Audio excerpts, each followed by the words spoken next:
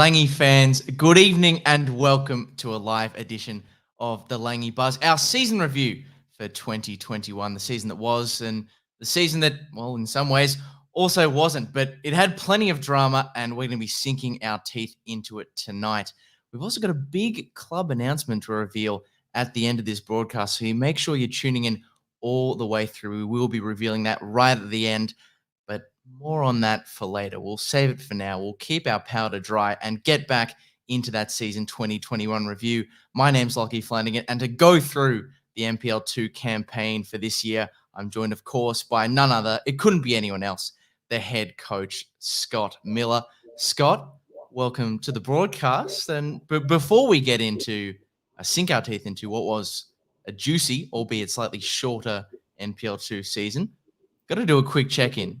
It's been a while since we've had one of these StreamYard sessions, as we like to call them, on the Facebook Live. And a lot of the focus last year was about what you were up to in your spare time. We've all become veterans of lockdown, but I remember last year you were crunching away on billions. Is that right? You were That's correct, mate. Yeah. making use of all the free trials that you possibly could, and the veggie garden was in a state of flux.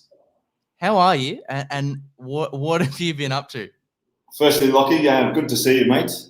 You know what? Nothing too spectacular. I got a bit adventurous last lockdown, so it's just been consistent stuff, mate. You know, keeping fit, eating well. I love my naps as well, so getting loads of those in. But Billions is back, so that's been I've been watching that as well. But you know what? Most importantly, the Premier League's been on Saturday nights, the 9:30 slot. Ronaldo's back. I can't take my eyes off Man United at the moment. I'm not even a Man United supporter, but I just find myself watching them. So it's good to have crowds back and watching live games on Saturday night. And more importantly, my AFL team play in the AFL Grand Final on Saturday night against Melbourne. So the last couple of weeks You're I've been Dogs fan, Scott. Oh, big time. So Goodness yeah, gracious. I'm all over it, right? So the colours are the same as Langwarren. They're the colour of my Scottish team, Rangers FC, and I've been going berserk around the lounge room the last couple of weeks watching the game. So, yeah, I can't wait for Saturday night. Well, as an Essendon fan, I'm going to segue very quickly out of the finals and footy discussion and get back into the season that we played, back into the football. Scott, as you well know, 2021, the NPL2 campaign, the year's been full of drama, and in many respects, this season that we played out, all 14 games of it, was really no different.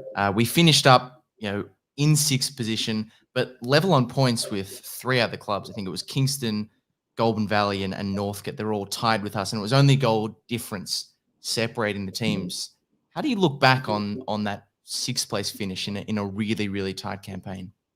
Yeah, listen, in a positive way, considering it was third on goal difference, but ultimately the league ladder suggests we finished sixth. Having spoken to a lot of the players over the last couple of days about how they felt the team was sort of gathering momentum, we thought we could have finished in that top four. There's no doubt about that. I think we had the quality, we had the fitness, but we had the momentum on our side as well. So loads of positives. I mean, if you look at this from a short-term perspective, the season, we cannot conclude it, which is fine. But the growth over the last 3 years, I think, is the most important thing we're looking at. You're looking at a club that's been in the NPL 4 years now, and to consolidate themselves, to be talking about top 6 or top 4 positions, I think that's a great indicator for where the club's at. And therefore, some of the performances that we saw this year were great as well. And it's always enjoyable when you're beating those top sides like we did in the early part of the season. And I think it's easy to forget, I think, given how ambitious we are and, the players we've got at our disposal, the coach we have, if you don't mind me saying, how far this club has come to get to this point. The fact that we are talking about a sixth place finish and hoping and wanting to go on further, it really is a mark of how far we've come. But as you said, it did start to feel right before we got to the end of that season that all the new faces that had been brought in to make up the squad for 2021 were starting to gel together, put together some very good performances. How did you feel about the way all the new faces and the existing players meshed and integrated as the season went on? I think a coach you can measure your enjoyment level based upon one, the players you've got, and also the style of play. And I must admit, Jamie and I spoke at length. I actually really enjoyed this season. Irrespective of the challenges and the stop-start, the personalities we've got at the club are great to work with. They're a highly motivated group, which is really important. But ultimately, in patches, the style of football was the brand of football we want to play. And things were growing. So that's always exciting for a coach when you've got players at your disposal. And the credit must go to the playing group as well. They take on the information. They use their initiative at times as well. They're a passionate group of players. And I must say it was a sense of pride at times watching them play, just with the aggression they played with, the passion they played with, but more importantly, the technical quality as well. So, the club's profile is growing, which is exciting. The big results we picked up this year at times were indicative of our hard work, but also on the flip side, not necessarily a negative, but areas where we need to continue to develop were the points we dropped. And ultimately we need to learn from that. And potentially that's an area where we need to really become ruthless and really understand our talent and qualities and have a more belief in who we are. And I'm sure we'll develop that. Well, it was something you mentioned there that I was thinking about before we got into this broadcast. The aggression and the passion, I think, was really on display a lot of times in crunch moments throughout this season. And I think it's a reflection of the fact that we are a proud club and that people feel proud to be associated with us. And I think that's something that really held us in good stead, given just how competitive the NPL 2 season was. And I know that you're a coach who places a big emphasis on mentality. It really feels like the boys managed that competitiveness in their mental state, in their aggression really well across the year. Yeah, we did. And as I said, not to sound negative at all, because that's not my way of working, but, areas where we need to improve and grow were the opportunities that we had in front of us, and we didn't maximise those. And if you look at statistics this year, if you look at our goal difference, pretty positive goal difference. I think it's either first or second in the league in terms of goals conceded, and that's with 2 games where we conceded 8. So if you actually eliminate those 2 games where we were defeated quite convincingly, our structure defensively and our ability to work as a team is there, which is great. But as I said, the mindset of complete belief and trusting that this is a club that is growing is important. And also individually as a playing group, recognising their own qualities. And I can't wait to see this playing group grow. I really can't, because I think they're starting to understand the potential of the group. And that's exciting as a coach. I could imagine as a supporter, that would be exciting as well, as the supporters get to know our players a little bit more. But yeah, overall, a fantastic season. Not to sound like we accept mediocrity, because 6th or 3rd or whatever it is, depending on goal difference, we're more ambitious than that. But we're a new team to NPL 2 essentially, in the grand scheme of things, and we're tracking well, in my opinion. Yeah, certainly. It's been yet another season of, even if it didn't pan out exactly the way we would have liked, certainly upward progression. That's for absolute sure. And the defensive record is something you mentioned. It is the 2nd best defense in the league, that figure of 16, which is made even crazier by the fact that there was 277 goals across this season. It was an absolute goal fest in the NPL 2. I think it was like 3 a game, and Lachie have managed to ship just 16 of those. You must be pretty chuffed with that as a coach. Yeah, I think it really signifies that the team works collectively.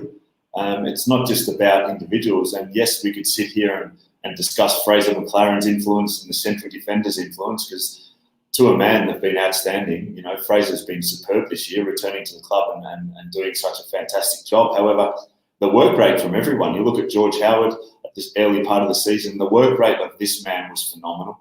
The additions we brought to the club brought a different sort of dimension in terms of aggression. But what that did was that actually really triggered others in the team to work harder, be stronger, be more physical, and therefore the accountability of one another rose as well. And that's what I really liked, hearing key players like Rogan and Samuel and watch them grow in the group and really drive the standards on the field was really exciting. And there's more to come. I keep saying that, but I actually truly believe it, because I would potentially rather be sitting here thinking there's more to come than thinking, right, I think we've squeezed enough out of this playing group and we need to regenerate it. But the belief around the team, speaking to them, is that, we can go one further, and our intention is to do that. Yeah, well, there certainly is big expectations going forward, not just for yourself, but for everyone. And that sort of does bring us on to an important announcement. But I'm going to hold the viewers just 1 second longer before we get there and just tail off the season, Scott. I want to hear your best moment of season 2021, because there's quite a few to pick from. I was looking back.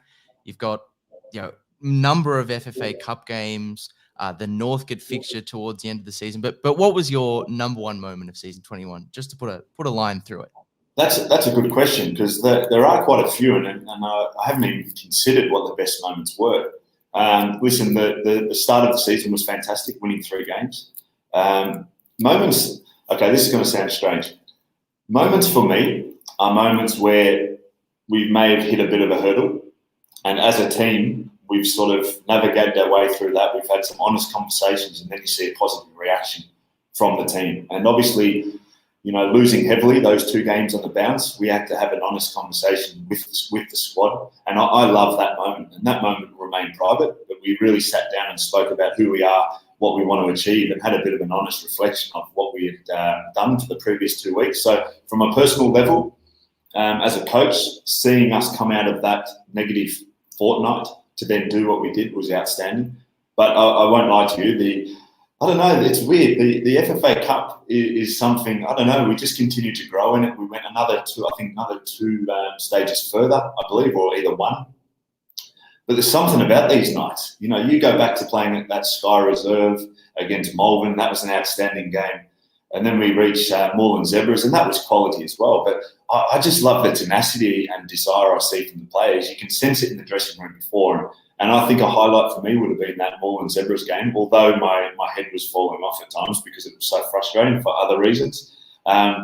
Seeing the belief that the team had and the passion they showed, Lachie, they played with 10 men for a long period of time, and we came away with that game, pretty much dominating with the ball, and we looked like the team that had 11 men. And I've spoken to a few of the Zebras players post that, and they were embarrassed by it, with the way we played and the way they did. So that was a highlight for me, I must admit, from a football perspective. Yeah, well, even when the results aren't going away, there are still so many positives to take, and so much. I think if you had to sort of sum it up in one word this season, a lot of upshot, a lot of potential still to be realized. And that does take us on to seasons upcoming, seasons on the horizon, and probably brings us around to a very important announcement. If you haven't guessed it already, Scott, would you like to tell the Lachie faithful? Listen, I think we put it into perspective a little bit, because the head coach is important, but they're only as big as the club. So I respect the fact that the club wanted me to remain at the club, and that's something that I chose to do as well. Not only because I really rate the place, I rate the people. You only have to look at the infrastructure that we've put in place, and the committee works so hard for that as well. This is a club that's growing. It's exciting.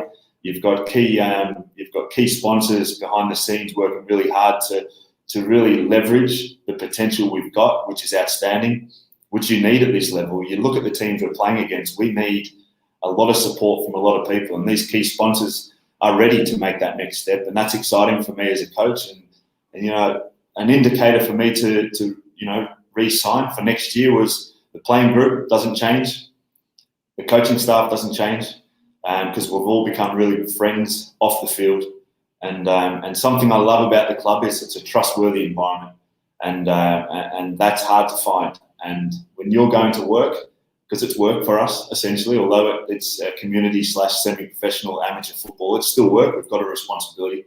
You've got to love it. You've got to enjoy it, and you've got to trust the environment. So I'm pumped. I'm pumped to be back. It's what will that be? I don't know if we're going to classify it 3 or 4 years, because we've only played X amount of games, but it's exciting, and I'm happy to be returning next year. Yeah, well, if you didn't quite translate it from that answer, I'm sure you did, but just putting it in its official sentence, yes, that's right. Scott Miller is back as Lachie head coach for season 2022 and targeting big things in the year ahead. Of course, if you've got any questions for our reconfirmed head coach here at the Langwarrin Soccer Club, you can leave them on the Facebook. We will be answering, or Scott will be answering. I won't be answering them. That wouldn't be much help at all. But Scott will be answering any and all questions that come through. We'll pick out the best ones. I'll read them out. Scott will answer them. So please do get them in. But we'll keep going and react to that official announcement. Scott, head coach for 2022. I will go actually straight to a question that we got before the broadcast, just to give everyone a bit of time to catch up. You mentioned it before, the makeup of the squad for next season. We had a lot of new faces in 2021. And as you mentioned, really as the season went on, the cohesion only grew, I think, as each round came on. But in terms of building and maintaining the squad for next season, and not just the squad, but the staff around you as well, what are the key focus areas for you in this off-season period? Well, one thing I always go back to is since the pandemic and shutting things down, a key factor for us is definitely enjoying our football. And having played at this level many years ago, it's very hard to find a dressing room that you enjoy going to work in.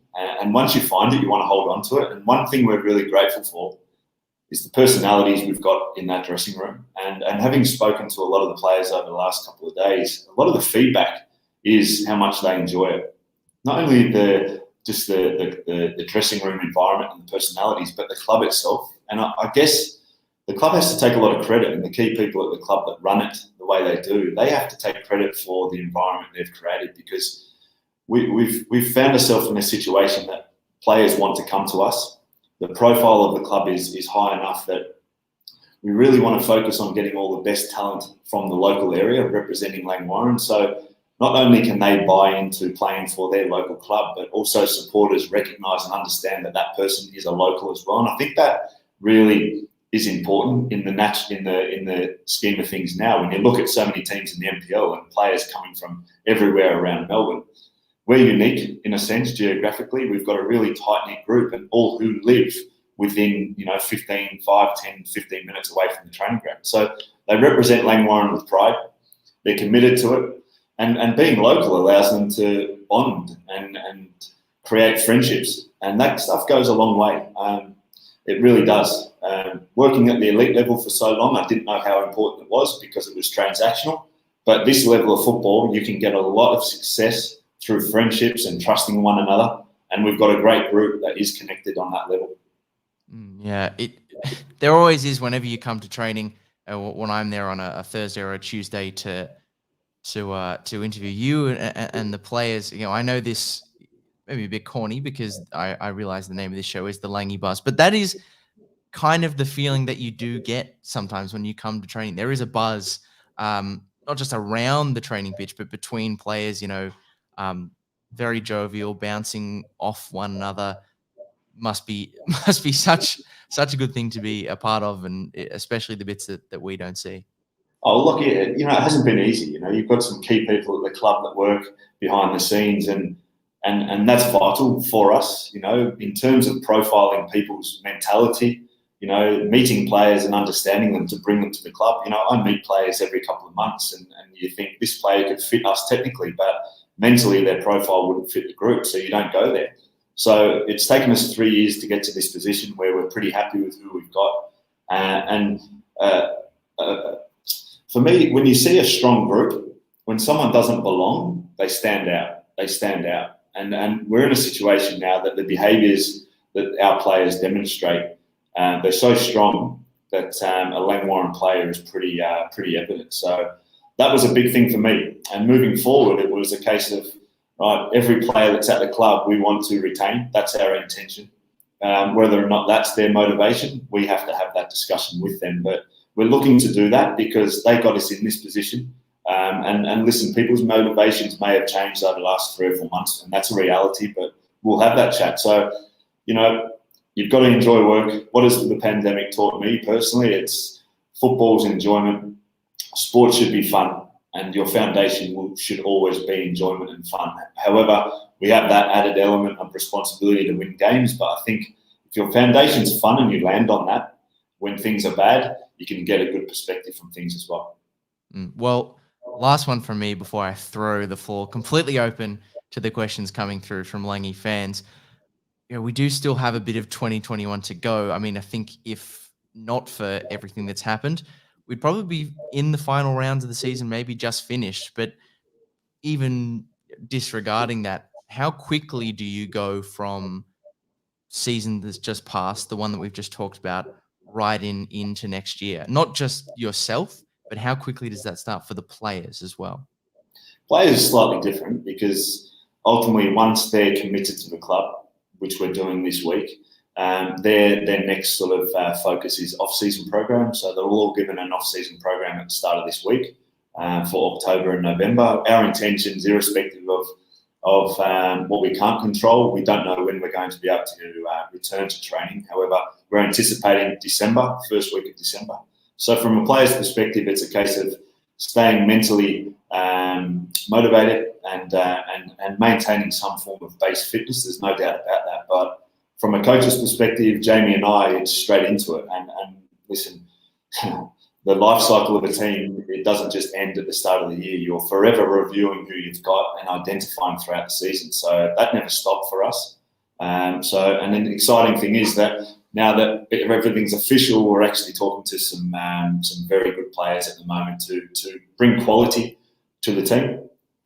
So it's exciting times, and hopefully some news for the supporters over the next couple of weeks about these players that we're currently discussing with terms with. So we shall see, Lachie. It's all working in our favour at the moment because the club's profiles developed to a degree that it's attractive. It's an attractive place for people to want to come and play, and therefore people want to stay. And I guess that's what I'm getting at here. It's when you want to stay somewhere, you work for it. And I think if we can build that mentality in the group that this is a good club, we look after you, the standards are high, the environment's good, well, guess what? You're accountable to continue developing and working to remain in the building. And I think that's important because that drives quality and potentially success. Well, Scott, you wouldn't be a head coach if you weren't keeping the cards close to your chest in terms of the transfer rumours. But I'm sure I speak for all the Langy fans when I say that we'll be waiting with a cautious optimism for any announcements that may or may not be coming in about that in the next few weeks and indeed months. But going on to those questions coming in from the viewers, we've got one from John Heskins who says, with 2 interrupted seasons behind us, are you more driven than you were before to show what you're capable of? Is there frustration that we haven't had a chance to show that growth? Do you feel like there's more to come? No, that's a good question from John, and I believe we've shown growth. I think we really have. It's a catch-22 of obviously everyone looks at the end of the season and your league position determines your growth, but I can see growth from so many perspectives. You look at the environment, you look at the league position. We're a sustainable NPL2 club now, and furthermore, the discussions with the committee in the off-season, from my perspective, staying at the club, were right. Okay, we're sustainable. We've sort of consolidated that position, but when are we going to push for that next level? And having those discussions is huge. So having the major sponsors on board to support that next level is going to be exciting. And our intentions are to win the league next year. We're going for it. And people speak about that. People speak about our intentions are, they use the analogy of we're aiming for the top, and if we land somewhere under that, we're successful. But our aim next year is to win the league. We are wanting to get promoted. And I think I need to say that out loud so everyone's aware that, playing an NPL1 is within our grasp. If you look at who we've beaten this year, we need to recognise our qualities as a team and make that next step. Because I said to the players a few months ago, I said, I want you to feel success at this club. I want you to win this league. And we fell short to a degree, but we will work harder to not fall short next year. I don't think you can get any bigger of a statement of intent than that. That's very, very pleasing for all of us to hear. Next question is coming through from Richie. We haven't had too much of a chance to talk about this. We have been focusing about the seniors, but I know you always keep your ears and your eyes to the ground when it comes to the 21 season. What did you make of their campaign? No, I refuse to answer that question because he left us and has moved to Queensland, so not a chance of asking that question. I'm kidding. In fairness, he is a very loyal viewer. So No, of the Richie's Langy not. streams, he hasn't left us totally. He hasn't left us totally.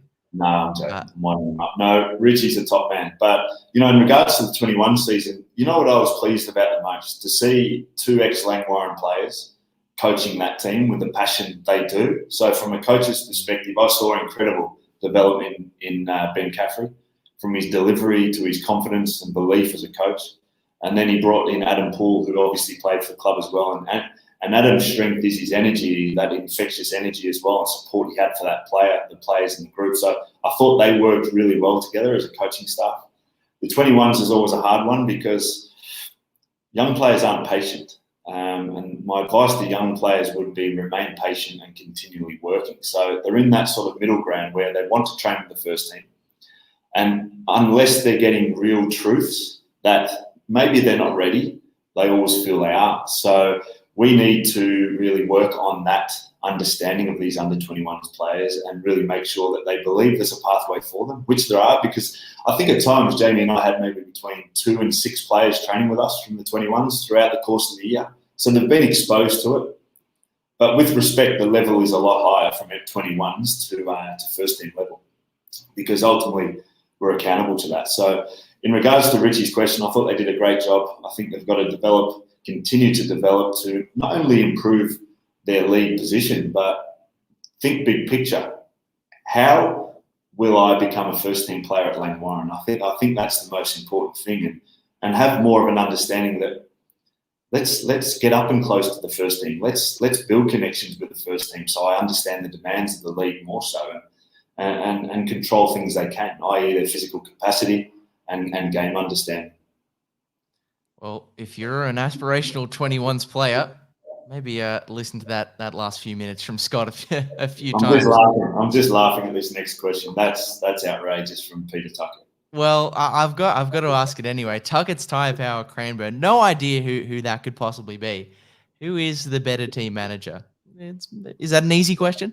I don't know. I'm not sure where he's leaning towards this question. If he's taking some form of job description, if he's talking about himself, or he's talking about Richie and Big Van Heewarden there. So listen, Richie was so meticulous and detailed that it was frightening. I was a bit looser, but still adds incredible quality to the group. Equally as good as each other, just completely different.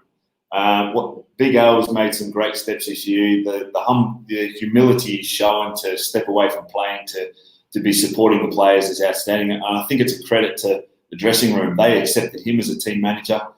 They showed him the respect as the team manager, considering he was a player only 12 months prior.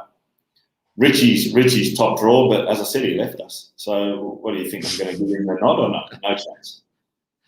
You couldn't possibly be doing that. And nice flex from Tuxie to just be responding and commenting with his business account. It must be nice. He's clever.